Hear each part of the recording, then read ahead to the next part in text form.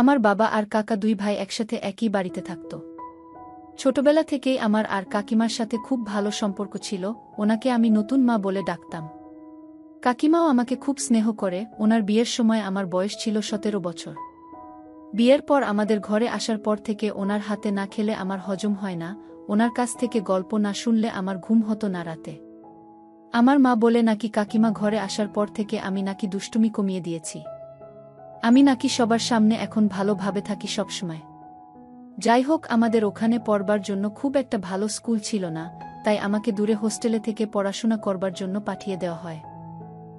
বছর 4 পরে বোর্ডের পরীক্ষা দিয়ে আমি বাড়িতে ফিরে আসি, তখন আমার প্রায় 2 মাসের ছুটি।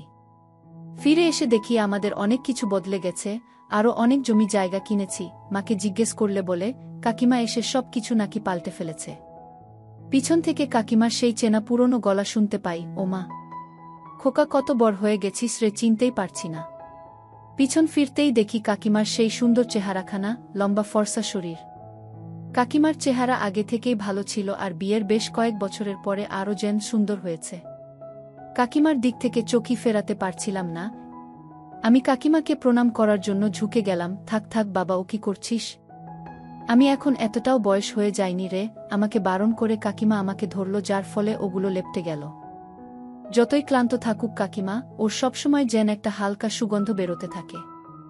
মা বলে, অনেক যত্ন হলো, এবার চল হাত পা ধুয়ে নে, অনেক দূর থেকে তো এলি, তোকে এবার খেতে দেব। বলা হয়নি 5 মাস আগে কাকার একটা সুন্দর দেখতে মেয়েও হয়েছে, খুব ফর্সা, আর গায়ের রংটা পুরো কাকিমার কাছ থেকে পেয়েছে। হাত পা ধুয়ে এলে আমাকে খেতে দেওয়া হলো। খাবার সময় দেখি কাকিমা মুনাকে নিয়ে এসেছে রান্নাঘরে। মুনা মানে কাকার ওই ছোট মেয়েটা। মা আমাকে খেতে দিয়ে আমাকে পাখা দিয়ে বাতাস করে দিতে লাগল। মা আর কাকিমা মিলে আমাকে বিভিন্ন কথা জিজ্ঞেস করতে লাগল, যেমন শহরে কেমন ছিলাম, ঠিকঠাক খেতে পেতাম কিনা।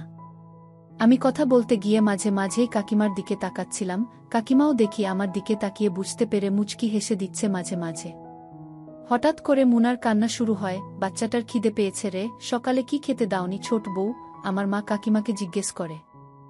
না দিদি, খেতে তো দিয়েছিলাম, কিন্তু এমনিতে মেয়েটার খিদে কম, তাই খুব অল্পই খাওয়াতে হয় একে। এই বলে কাকিমা ওকে খেতে দেয়। ভগবানের কৃপায় ওই মনোরম দৃশ্যখানা আমার নজর এড়ায়নি। কাকিমার দিকে তাকিয়ে আছি দেখে কাকিমা একটু জেন কেসে জানান দেয় আমাকে। আমিও লজ্জা পেয়ে চোখ সরিয়ে নেই। মুখ নামিয়ে আমি আবার খেতে শুরু করি। মা ততক্ষণে পাশের ঘরে চলে গেছে। আমার আর কাকিমা ছাড়া রান্নাঘরে আর কেউ নেই। ততক্ষণে আমি আমার খাওয়া শেষ করে ফেলেছি। কাকিমাও মুনাকে দোলনায় রেখে আমার কাছ থেকে থালা নিয়ে ধোবার জন্য চলে যায়। আমিও বাথরুম থেকে বেরোলাম, দেখি দরজার সামনে কাকিমা দাঁড়িয়ে মুচকি মুচকি হাসছে। আমাকে বলে, কি রে, হাত ধুতে কি এতটাই সময় লাগে? আমার তখন থেকে দাঁড়িয়ে আছি। কাকিমা বলবে তো? আমি তাহলে তাড়াতাড়ি বেরিয়ে আসতাম। আমার কথা শুনে কাকিমা বাথরুমে ঢুকে যায়। ভিতরের থেকে আওয়াজ শোনা যায়। একটু পিছিয়ে গিয়ে দেখি বাথরুমের দরজাটা পুরোটা লাগানো নেই। ভিতরে তাকাতেই আমার কান গরম হয়ে গেল। কিছুক্ষণ পর আমি সরে গেলাম, নিজের ঘরের দিকে এগিয়ে গেলাম। দুপুরে খাওয়াটা ভালোই হয়েছিল। বিছানায় শুয়ে পড়তেই যেন ঘুমে দুচোখ বুজে এল। ঘুম ভেঙে উঠে দেখি বেশ দেরি হয়ে গেছে, আধার নেমে এসেছে। এই সময় আমার ঘরের দরজা দিয়ে কাকিমা ঢুকেছে, হাতে ওর চায়ের কাপ। আমাকে কাপটা দিলে আমি চা খেতে শুরু করলাম। কাকিমার সাথে ওই আগের সম্পর্কের কোনো বদল আসেনি। আমি যখন চা খাচ্ছিলাম তখন আমার মাথার চুলে হাত বুলিয়ে দিচ্ছিল কাকিমা। তোর এই কাকিমার কথা একবারও কি মনে পড়েনি তোর? কাকিমা আমাকে জিজ্ঞেস করে। না কাকিমা, ওখানে গিয়ে প্রায়ই তোমার কথা মনে পড়ত। তোমার কথা কি ভুলতে পারি বল? সেই যে তোমার হাত থেকে ভাত খাওয়া, তোমার কোলে মাথা রেখে শুয়ে গল্প শুনতে শুনতে ঘুমিয়ে পড়া, এই জিনিসগুলো কি আবার ভোলা যায়? খুব মন খারাপ করত আমার। আচ্ছা, তুমি কি আমাকে মনে করতে? আমিও কাকিমাকে আমার কথা জিজ্ঞেস করলাম। হ্যাঁ রে, তোর কথা আমারও খুব মনে পড়ত। কাকিমার কথা শুনে আমার খুব ভালো লাগল। কাকিমা যে আমাকে মিস করেছে, এটাই আমার কাছে একটা প্রাপ্তি। কিছুক্ষণ চুপ করে থেকে কাকিমা আমাকে আবার জিজ্ঞেস করে, হ্যাঁ রে, আমি যখন মুনাকে খাওয়াচ্ছিলাম তুই কি আমাকে দেখছিলিস? আমি কাকিমার কথা শুনে ভয় পেয়ে গেলাম। এই রে, মাকে বলে দেবে না তো কাকিমা? মাকে বলে দিলে ভীষণ রাগারাগি করবে। আমাকে চুপ করে থাকতে দেখে কাকিমা আবার জিজ্ঞেস করে, কি রে, কিছু বলছিস না কেন? তোর মাকে তাহলে ডেকে আনি আমি? কাকিমা আমার দিকে কিছুক্ষণ ধরে তাকিয়ে থেকে বলে, তোর মাকে আমি কিছু বলতে যাব কেন? ও আমি তো শান্তির নিঃশ্বাস ফেললাম।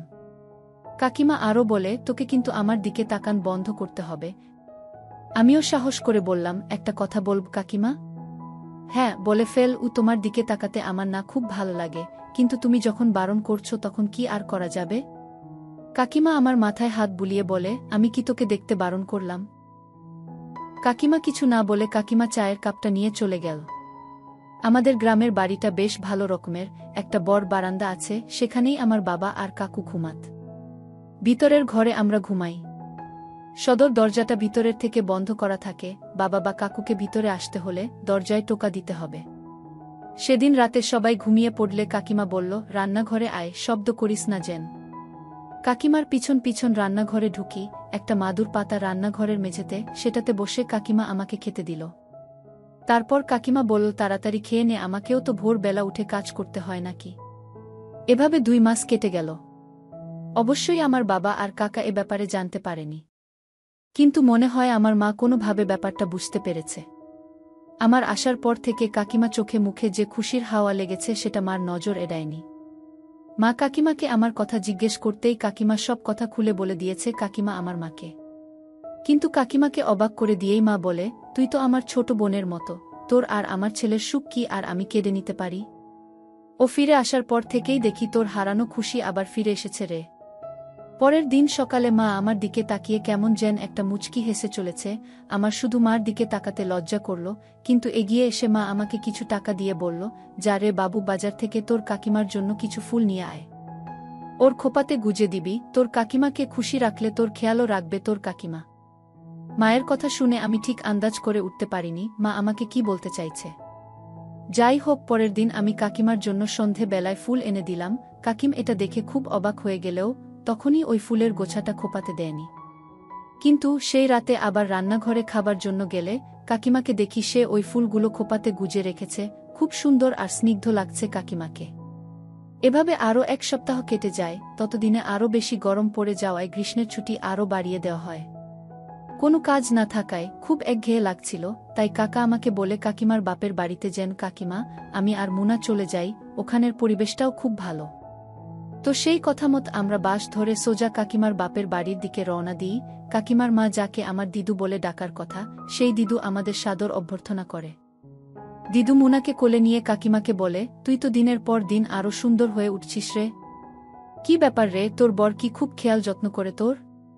কাকিমা মৃদু হেসে দিয়ে বলে, না মা, শুধু মুনার বাবা নয়, আমার আরেকজনও আছে আমার যত্ন করার জন্য। দিদু যেন অবাক হয়ে বলে, তাই নাকি? দাদু ভাই তোর খুব খেয়াল রাখে? তা ভালো দাদু ভাই, খুব ভালো করেছ তুমি। মুনার বাবা তো ঘরে বেশি দিন থাকতে পারে না, তাই ওর সাথে কাউকে দরকার দাদু ভাই, তুমি সেই শূন্যস্থানটা পূরণ করেছ। খানিকক্ষণ বিশ্রাম নেওয়ার পর কাকিমা আর দিদু দুজনে মিলে মন্দিরে গেল। তারা ফিরে আসার পরে রাতের বেলায় খুব সুন্দর ভাত আর মুরগির ঝোল রান্না করে দিল দিদিমা। কাকিমার মাও খুব সুন্দরী মহিলা। কাকিমার মাকে দেখলে বোঝা যায় কাকিমা কার কাছ থেকে ওরকম গড়ন পেয়েছে। বিয়ের আগে দিদিমাকে দেখতে মনে হয় আরও সুন্দরী দেখতে লাগত, কিন্তু এখন দিদিমা 60 বছরের হলেও নিজের ভালোই যত্ন নেন। পরের দিন সকালে আমার ঘুম ভেঙে যায়। চোখ খুলে ভালো করে দেখি কাকিমা বসে আছে, আমার মাথার চুলে আস্তে আস্তে বিলি কেটে দিচ্ছে। কাকিমার স্নান সারা হয়ে গেছে, ঠাকুরকে জল প্রসাদ দিয়ে আমার কাছে চলে এসেছে কাকিমা। আমাকে কাকিমা জিজ্ঞেস করল, এখানে এসে তোর ভালো লাগছে তো? শুধু বোর হচ্ছিস না তো? না কাকিমা, এখানে এসে আমার খুব ভালো লেগেছে। তুমি থাকতে আমার ভালো না লেগে উপায় আছে? কেন? আমার থাকা না থাকার সাথে তোর ভালো থাকার সম্পর্কটা কি? আমি কাকিমাকে বললাম, তোমার কাছ থেকে এত আদর যত্ন পাই যে। স্নান করে আসার জন্য বেশ একটা সুন্দর খুশবু বের হচ্ছে। কাকিমা আমাকে বলল, এবার মুখ হাত ধুয়ে নে, তোকে আমি জলখাবার খেতে দিয়ে দিই। কাকিমা, জলখাবারে তুমি কি করেছ? কাকিমা বললে, তোর ভালো লাগে লুচি খেতে, তাই আজকে আমি লুচি আর আলুর দমই বানিয়েছি। ফুলকো লুচি আর তার সাথে গরম আলুর দম, ভালোই না? এই সময় বাইরে থেকে দিদিমার পায়ের শব্দ শোনা যায়। দিদিমা এসে বলে, ওমা, এখনো উঠিসনি? এরপর ওরা দুজনে আমাকে উঠিয়ে দিল। দুপুরে খাওয়ার পর আমি তখন আমার ঘরে শুয়ে আছি। কাকিমা তখনও রান্নাঘরের কাজ ছেড়ে আসেনি। শুয়ে শুয়ে আমি কাকিমার আর দিদিমার কথা ভেবে চলেছি। এই অবস্থায় দেখি কাকিমা ঘরে ঢুকে এসেছে। সুন্দর একটা হাসি হেসে কাকিমা আমার পাশে এসে বসল। আমি কাকিমার দিকে ফিরতেই অবাক হয়ে তাকিয়ে রইলাম। এমন অদ্ভুতভাবে ওনাকে আগে কখনই দেখিনি। দিন কয়েক আমাদের কাছে যেন কয়েক বছরের মতো কাটতে লাগল, যদিও ওই সময়টা ধরে কাকিমা আর আমি বলতে গেলে পুরো সময়টা ঘরেই কাটিয়েছি। অবশেষে একদিন সকালে কাকিমা আমাকে তাড়াতাড়ি স্নান করে নিতে বলে। কাকিমা আমাকে বলল, আজকের দিনটা তোর দিদিমা বলেছে খুবই শুভ দিন। তুই তাড়াতাড়ি স্নান করে নে তো, আজ একটু কাজ আছে। আমি স্নান করে বেরোতে দেখি কাকিমা বেনারসি শাড়ি, অনেক গয়না আর গলায় একটা ফুলের মালা। ওই সাজসজ্জায় কাকিমাকে পুরো একটা বিয়ে কনের মতো লাগছে। দিদিমা আমাকেও একটা ভালো পজামা আর একটা পাঞ্জাবি দিয়ে বলে ওগুলো পরে নিতে। আমি যখন তৈরি হয়ে নিলাম, দিদিমা আমাকে একটা ফুলের মালা দিয়ে বলল ঠাকুরের ঘরে ওর সাথে চলে আসতে। ঠাকুর ঘরে এসে দেখি কাকিমা ওখানে আছে। এবার দিদিমা বলে, নে ঠাকুরের সামনে এবার তোরা মালা বদল করে নে। আমার পুরো ব্যাপারটাই একটা সুন্দর স্বপ্নের মতো লাগছিল। আমাদের মিষ্টিমুখ করিয়ে দিদিমা আমাদেরকে একটা অন্য ঘরে নিয়ে গেল। ভিতরে ফুলে ঢাকা বিছানাটাকে দেখিয়ে বলল, নে তোদের তো বিয়ে দিয়ে দিলাম। মুচকি হেসে দিদিমা আমাদেরকে ঘরে ঢুকিয়ে বাইরে চলে গেল। তারপরের অধ্যায়গুলো খুবই সুখের। আমি আর কাকিমা বাড়িতে ফিরে আসি। আমাদের বাড়িতে মা ছাড়া আর কেউ ব্যাপারটা জানতে পারেনি। কাকা আর বাবাকে মাঝে মাঝে শহরে চলে যেতে হতো কাজের জন্য।